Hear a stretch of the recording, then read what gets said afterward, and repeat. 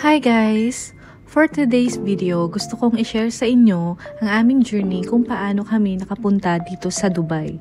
At kung ano-ano mga requirements na kakailanganin since hindi kami kumuha ng travel agency. I-share ko rin sa inyo yung mga step by step at kung paano kami nakamura ng gastos. Kaya kung nagbabala ka rin na magtrabaho sa Dubai at gusto mong isama ang family mo, tapusin mo ang videong ito.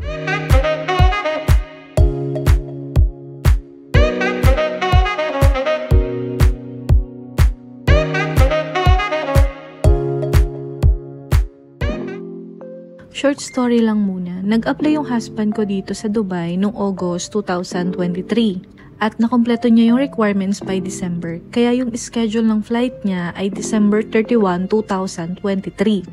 Ito yung part na hinatid namin yung baby ko, yung daddy niya. At alam naman natin na sobrang hirap kapag LDR. So, nag-time frame kami ng at least month of May 2024 dapat makasunod na kami. Meron lang kaming 5 months na preparation. Pero bago ang lahat, alamin muna natin kung para kanino ang family visa. First, who can apply for a family visa?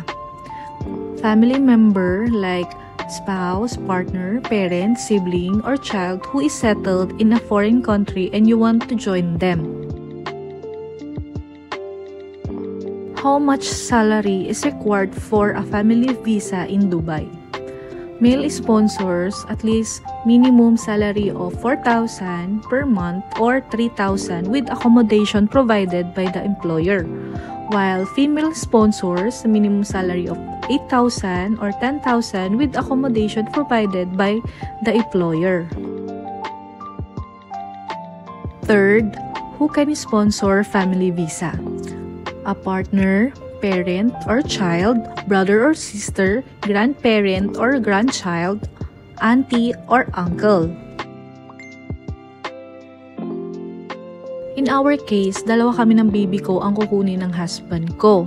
Syempre, yung mga requirements namin, dalawa rin.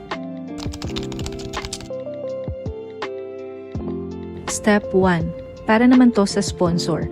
Pumunta sa pinakamalapit na Amir Center para mag-inquire sa pagkuha ng family visa or entry permit. Bibigyan nila kayo dyan ng list of requirements. Tapos, pwede rin kayong humingi ng quotation. Sa mga hindi nakakaalam ng Amir Center, ito ay services na nagpo-process ng mga new entry permits, visa renewals, visa stamping, and any other Emirates ID service na kakailanganin mo dito sa Dubai.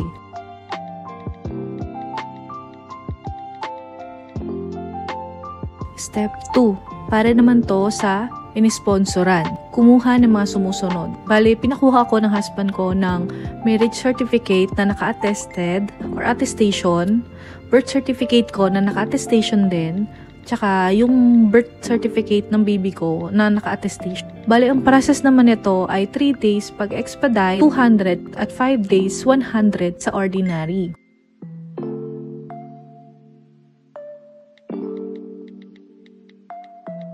Take note pala, yung mga documents na kukunin para sa attestation ay original tulad ng marriage contract at birth certificate. Kaya kung wala kayong extra, pwede kayong kumuha ng tig 2 copy sa NSO.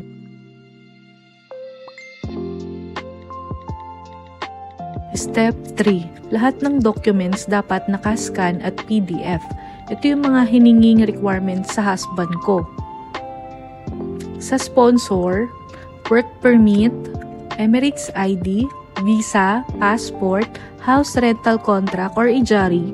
May iba na pinapakuha ng ijari pero sa husband ko, di na siya hininga neto. Depende ata to sa requirements na ibibigay based sa work ng sponsor. Sa inisponsoran naman, katulad ko, hiningi naman sa akin is entry permit or residence visa application form, birth certificate, attestation, marriage contract na naka-attestation, 2x2 picture, white background ko at ng baby ko, passport namin ng baby ko. Step 4. Para sa sponsor, pumunta sa Amir Center para ipasa ang mga requirements at magbayad para sa entry permit application. Take note pala, huwag mo na agad mag-book ng ticket hanggat di pa na-approve yung entry permit. Bali nung March 4, nagbayad yung husband ko ng $439 each, then open sponsorship file ng 254.85. Bali, total is 1,132.85 AED. Pag na-approve na yung residence visa, saka magkumpleto ng mga requirements para naman sa immigration. Step 5. Immigration requirements.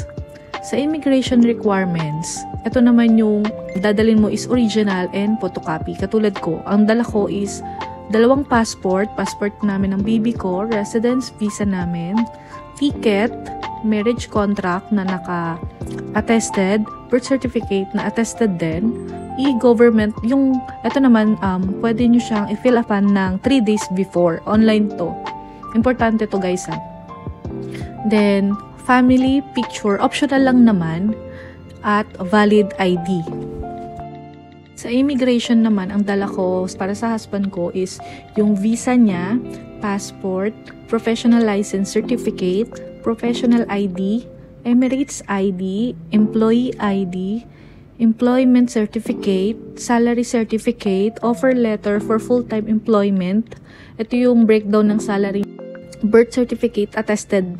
Di naman kami hinanapan, pero nag-ready lang kami in case iwas offload. OWA certificate. Nag-book yung husband ko ng flight right after ma-approve ng residence visa. Kinabukasan, March 5. Nung time na to, medyo mura pa yung ticket na nasa $544.2. Bali, 1 seat lang yung binayaran namin since si baby ay 1-year-old pa lang. Kaya, salap lang siya. Meron din akong video na untitled Flying Solo with the Baby, Tips and Advice. Ilalagay ko yung link sa baba kung interesado kayo. Flight schedule namin ay May 2, 2024 ng umaga, mga 7 a.m. At dahil 4 hours before the flight dapat nasa Terminal 3 na kami, I decided na mag-book na lang ng room malapit sa NAIA, which is tama talaga kasi sa Quezon City pa kami nanggaling nung time na yon. Share ko na rin sa inyo yung room namin.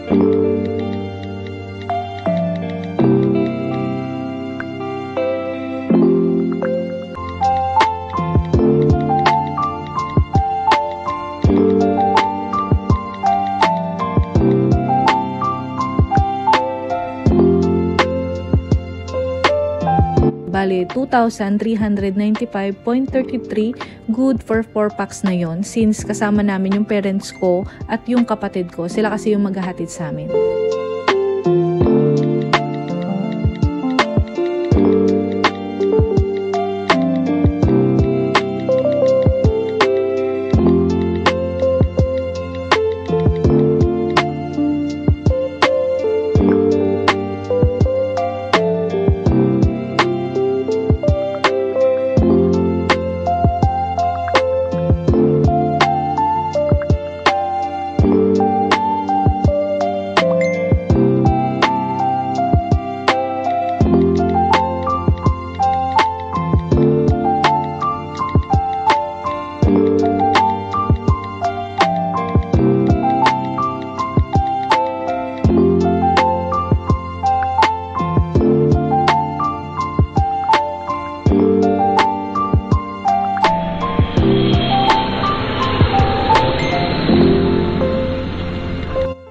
Bale, nung May 3, nagpahinga lang kami, tapos bumalik kami ng May 4 para sa Step 6. Bumalik ng Amir Center at magbayad ng Emirates ID.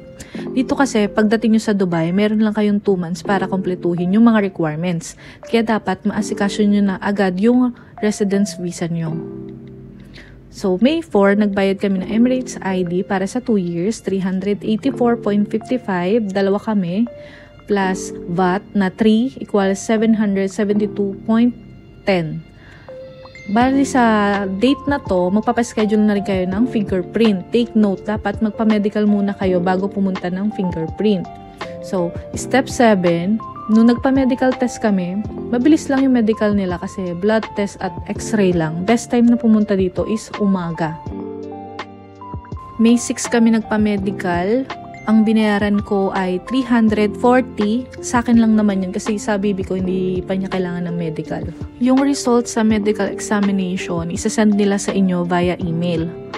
Kapag meron na kayong result, saka kayo pumunta sa fingerprint center, sila magsasabi kung saang lugar kayo magpapa-fingerprint. Step 8, fingerprint. After nyo ng fingerprint, need nyong bumalik ng Amir Center para magbayad naman ng visa stamping para sa Step 9. June 26 kami nakapagbayad ng visa stamping.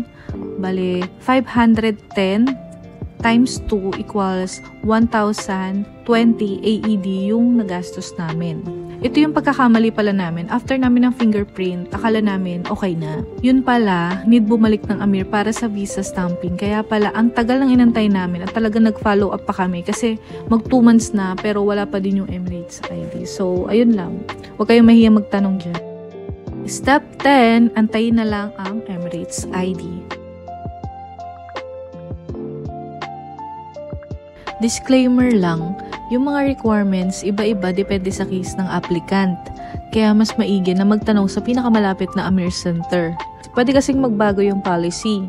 Itong shinare ko sa inyo, guide lang para magkaroon kayo ng idea kung paano kumuha ng residence visa ng walang travel agency. So, ayun lang. Ito yung naging journey namin sa pagkuha ng residence visa na walang travel agency. Sana nakatulong ako at lalo sa mga gusto na dalhin din yung family nila dito sa Dubai. At kung may hindi kayo naintindihan, comment lang kayo sa comment section. Susubukan ko pong sagutin lahat. At sana may natutunan kayo sa video ito. Pahirit naman po pa-like and pa-subscribe na din para updated kayo sa mga kaganapan dito sa Dubai. Maraming salamat, God bless, at keep safe!